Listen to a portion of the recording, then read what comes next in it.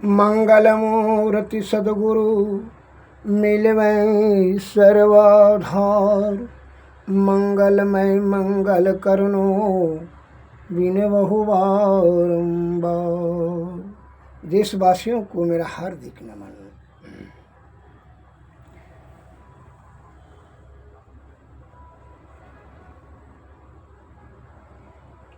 एक अंग्रेजी में कहावत है, life is real, trust no future. अरे कल किसने देखा है रे?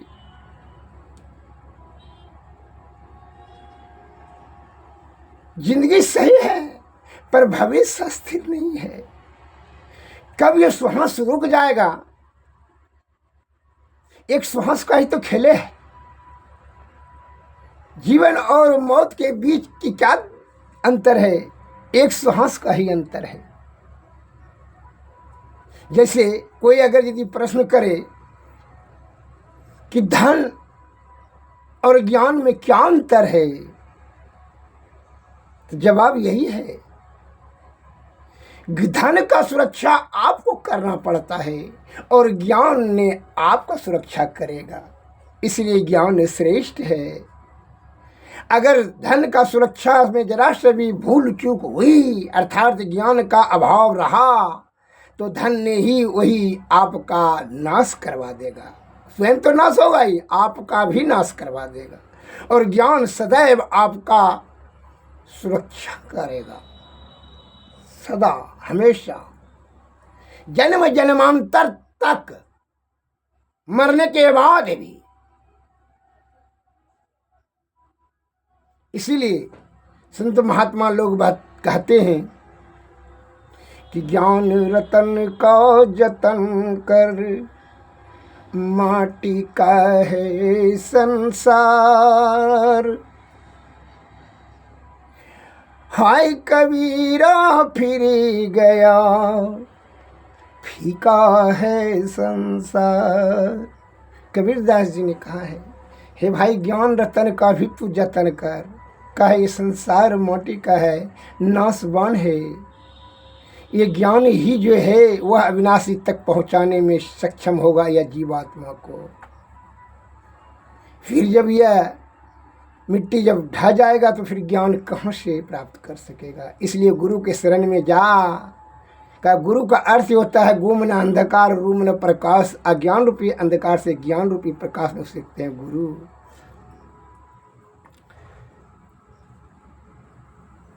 तो मैं एक लघु कथा बता रहा हूँ, सुने कि भविष्य पर क्या भरोसा। यथाशीघ्र ही जो काम करना है, शुभम शीघ्रम, शुभ काम जो सोचा है वो शीघ्र कर लो।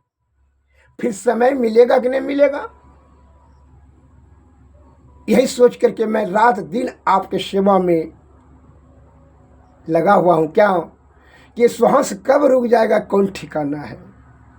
यह मैंने गुण विज्ञान को तपस्या व अध्ययन से 40 वर्षों जो मस्तिष्क में जमा किया। मैं चाहता हूँ देश की सेवा के लिए मैं क्या करूँ, प्रदान कर दूँ, आपके बीच रख दूँ, जो कि आप उससे कुछ तो लाभ लेंगे। और जो समझ लेंगे सुन करके, सुनी समझें मन मुदित मनो, मन जहीं जहीं अनुराग। लही चार फल अक्षत जनो, साधु समाज पर्याग। जो सुन करके समझ लेंगे और समझ करके जो अमल कर लेंगे, उन्हें चारों फल की प्राप्ति हो जाएगा। समझने का जरूरत है, केवल सुनने से समझना होगा और समझ करके जीवन में अमल करना होगा, तभी आपको लाभ है।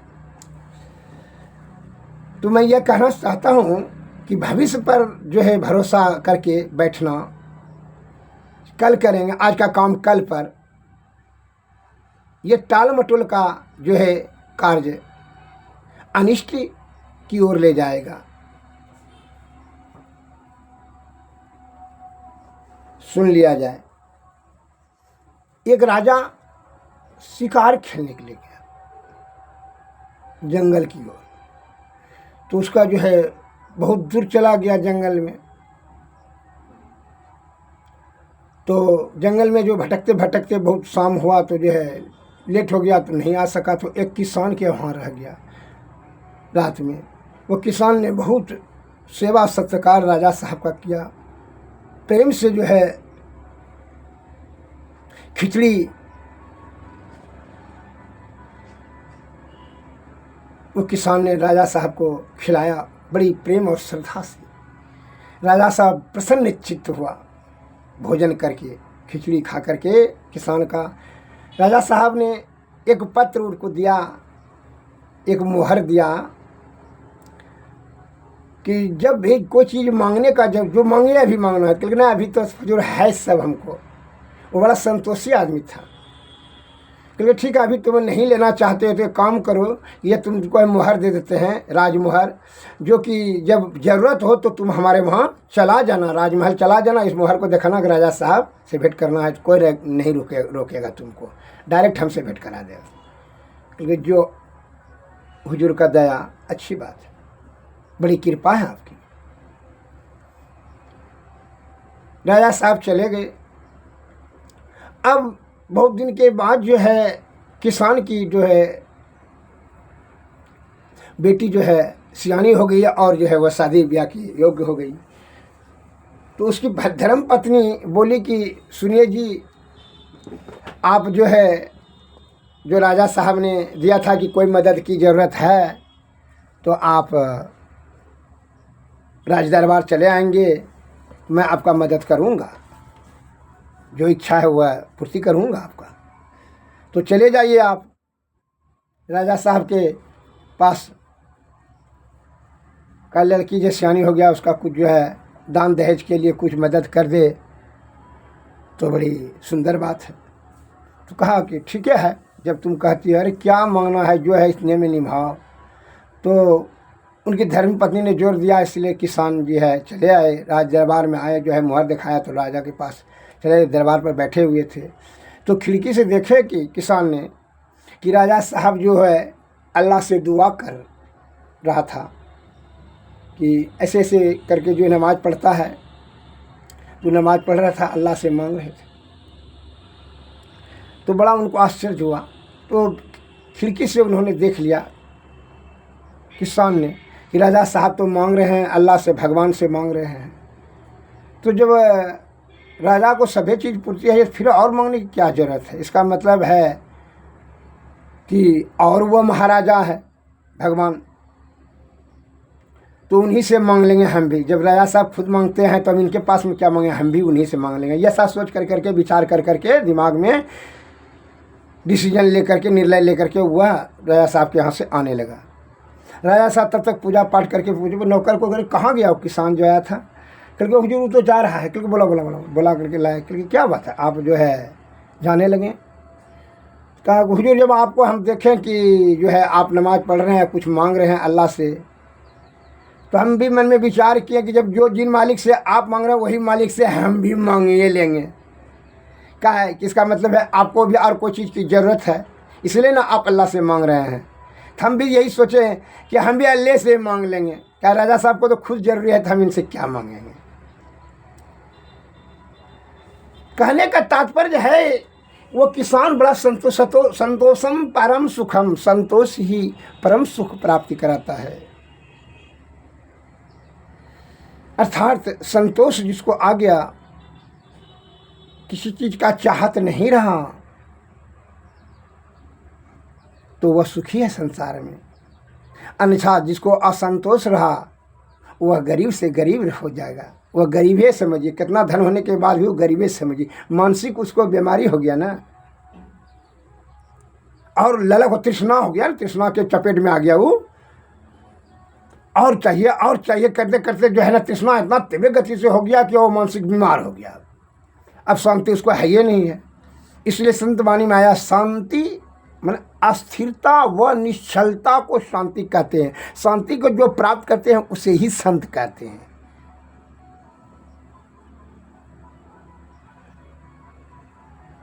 जिसके मन में अशांत जिसका विचार हो, भाव हो, तृष्णा आयुक्त हो, कामाशक्त हो, विषयाशक्त हो, वो सुखी कैसे हो सकता है। तो अब क्या हुआ तो राजा साहब ने कहा ना कुछ मांगिए, क्या कहना चाहते, क्योंकि वो कहना अब आप क्या मांगेंगे आप आपसे, अब आपसे हमको नहीं कुछ नहीं चाहत रहा, क्योंकि वो लड़की सियानी होगी। लेकिन फिर भी बोलिए, तो जिद करने के बाद राजा का आज्ञा कैसे टालेंगे। उन्होंने कहा कि लड़की सियानी होगी तो वही शादी ब्याह जो है मेरी धर्मपत्नी ने भेजा, वो ठीक ठीक, तो ले लीजिए, हम 1 लाख रुपया दे देते हैं, 5 लाख रुपया दे देते हैं। क्योंकि नहीं अब कुछ नहीं चाहिए, अब जो भगवान से मांग लेंगे, अल्लाह से मांग लेंगे हम भी। कितनों जिद किया, लेकिन वो किसान ने नहीं लिया और अंत खाली हाथ लौट गया। और ईश्वर की कृपा से जो है अब वह क्या हुआ कि वही राजा को ये बात का ज्ञान खुल गया, तो उसके पास वो एक लड़का था, तो वही लड़का से, अपने लड़का से ही वो बच्चिया का शादी किया। कहना ये तो उत्तम विचार वाले का जो है लड़की संस्कारी जरूर होगा, इसलिए जो उत्तम बीज रहेगा तो फसल भी तो उत्तम ही होगा। ऐसा विचार कर करके राजा साहब ने ज्ञान प्रकट हुआ और वही अपने लड़का से हुई लड़की का शादी किया। इसलिए ईश्वर की कितना संतोष में, कितना देखिए कितना सुख है कि वह अत्र तत्र शादी करना था, वो राजकुमारी से शादी हो गया, ईश्वर की ही कृपा है। इसलिए संतोषम परम सुखम, संतोष से त्याग शक्ति को बढ़ाइए, संतोष को श्रेष्ठता दीजिए, तभी आपका सुख ही होगा। ये जो है ना मन जो है ना बड़ा चंचलवान है, ये तो आपका स्थिर रहने ही नहीं देगा। इसलिए मन के दिमाग से मत के अनुसार मत चलिए। चित्तवृत्ति जो है अंदर में है, बुद्धि और चेतना है, उसी के अनुसार चलिए, इसी में आपको सुख और शांति समृद्धि मिलेगा। अब मैं तो चाहता हूं कि संपूर्ण ज्ञान मैं यथाशीघ्र आपको दे दूं, लेकिन क्या ये सोच लेते हैं, बिनु थल जल रह न सकाई, अकोटि जतन करे कोई उपाय। बिना थल का जल कैसे रह सकता है, बिना विद्या का बुद्धि का कैसे ठहरा हो सकता है। आपका मन तो पहले अस्थिर हो,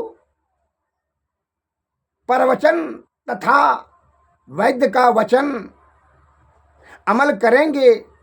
सुनने के लिए पहले आपको समझने के लिए पहले जगह खाली करना होगा। यहाँ छल कपट प्रपंच को हटाना हुआ, ये जितना कचरा इसमें भर दिए हैं विषय, उसको खाली कीजिए, तभी जो है ना ये श्रेष्ठ चीज़। जैसे उत्तम फसल प्राप्त करने के लिए खेत को, जमीन को अच्छा से जोतते हैं, घास निकालते हैं, कोड़ देते हैं, मैंने उसको सुखा कर करके उसका घास सब मार कर करके फिर जो है जोत करके बढ़िया से पड़ा तब बीज छिटते हैं। उसी भांति तब जो है चना होता है, गेहूं होता है, चावल होता है। और अंगल जंगल होने के लिए कोई मेहनत करने की जरूरत नहीं है। नहीं मेहनत कीजिए, उस जमीन में अंगल जंगल ऐसे हो जाएगा, आग धतूरा ऐसे हो जाए। इसलिए उत्तम ज्ञान, उत्तम विचार, उत्तम संस्कार कहाँ होगा? शुद्ध चित्तात्मा में। परवचन कहाँ ठहरेगा? परवचन अर्थात श्रेष्ठ वचन, जिससे कि लौकिक और लौकिक लाभ मिलता है, उसे परवचन कहा जाता है। चालू भाषा में जो है ना अल्पज्ञान लोग बड़का परवचन दे, जो परवचन का अर्थ खुद नहीं जान रहा है, वो क्या बोलेगा? वो परवचन को छोटा कह करके भाव व्यक्त करता है, अर्थ नहीं जान रहा है। पर उपसर्ग होता है, पर बनता है श्रेष्ठ वचन, मन श्रेष्ठ वचन, उत्तम ज्ञान, उत्तम विचार। तो श्रेष्ठ वचन सुनने के लिए तो मस्तिष्क से तो कचरा उचरा जो है विषय जितना है, भोग विलास का लोभ, काम, तृष्णा, लोभ, मद, अहंकार, तृष्णा, भय, क्रोध, ईर्षा, इस सबको हटाइएगा तभी ना वो रहेगा सद्बुद्धि, बढ़िया मस्तिष्क रहेगा खाली, तब ना।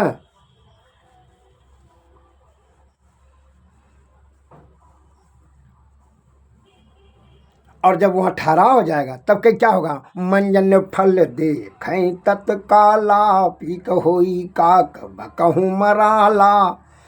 जब